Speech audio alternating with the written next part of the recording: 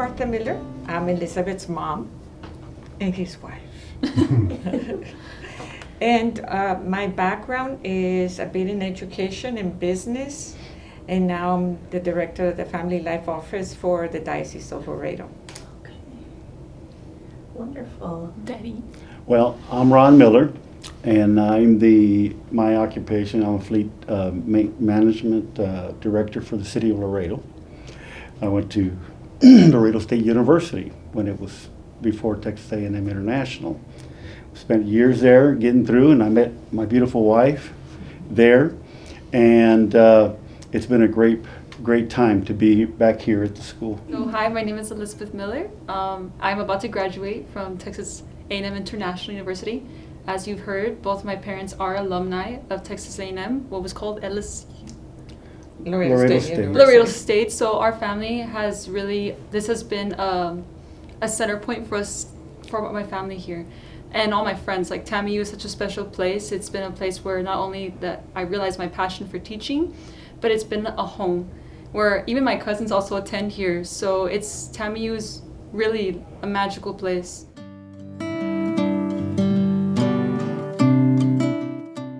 Well, I can tell you that we've been so proud of her, of the things that she's done. And she always had a lot of ambition, always, everything she did.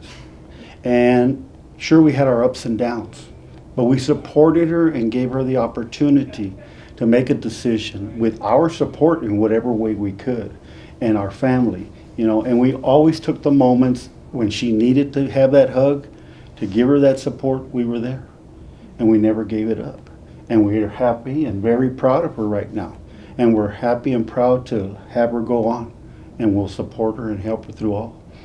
So it's been great, and I'm glad that we were there to get her this far. It starts from the time they're babies, because you have to take them step by step and be patient, and then realize they have crazy ideas, and you gotta tell them, slow down, take one step at a time. And in elementary school, she was like that. She wanted to be in every competition. She learned how to sing. She learned how to play the piano on her own. Later on in high school, the same thing. She was given a task and she did more than 100%.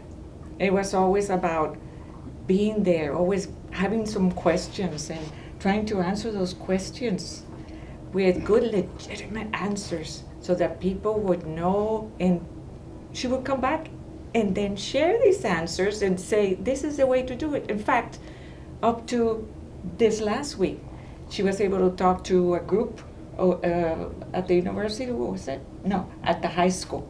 Oh, at the high schools, yes. I did lots of, for the science fair class that I had previously mentioned, she's a big part of my life, my former teacher, Ms. Veronica Villarreal.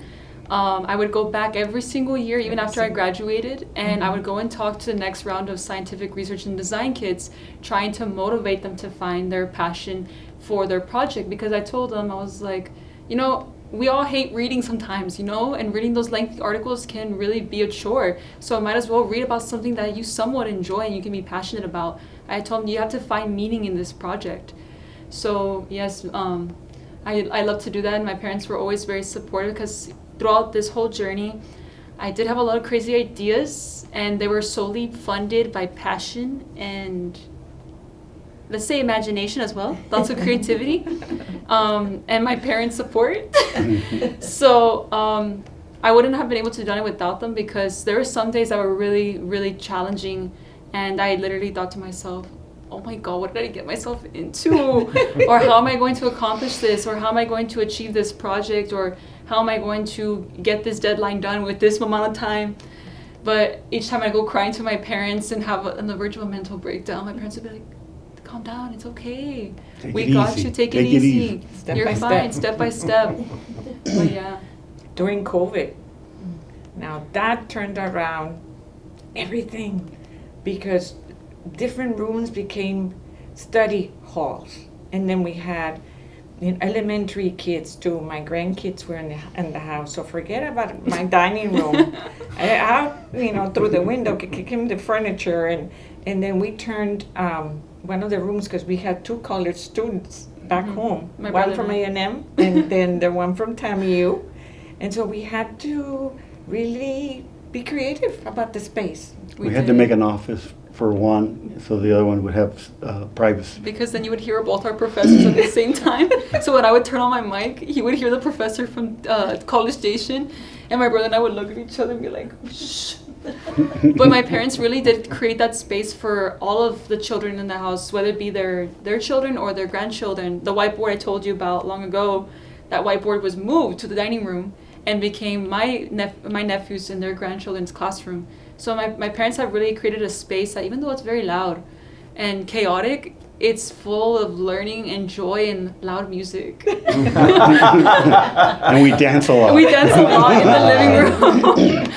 So the neighbors even know who we are, and they'll be like, the Millers are quiet today. So we are very notorious on our blog.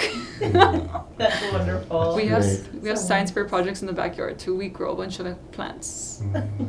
One very interesting thing, as we were sharing with you these experiences, especially the international experience with all these kids, they'd be spending hours at the house because they didn't have mom and dad to take care of them, because they just needed a place to stay sometimes.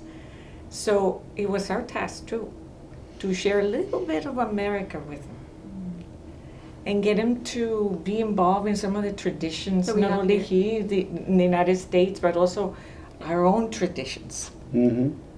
So they spent some of the Thanksgiving in Easters. Easter's at the ranch, you know. We opened the door to To- wow, a group of 5, and then before you Expanded knew it, to like 30.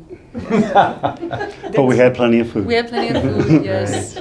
So my parents, like not even just our family, but for all the TAMIU students here that were studying different subject areas, my parents opened their home and allowed them to come. Many of them would even study at my house. I'm like, how can you study in here? It's so loud. They're like, it's okay, we're happy here.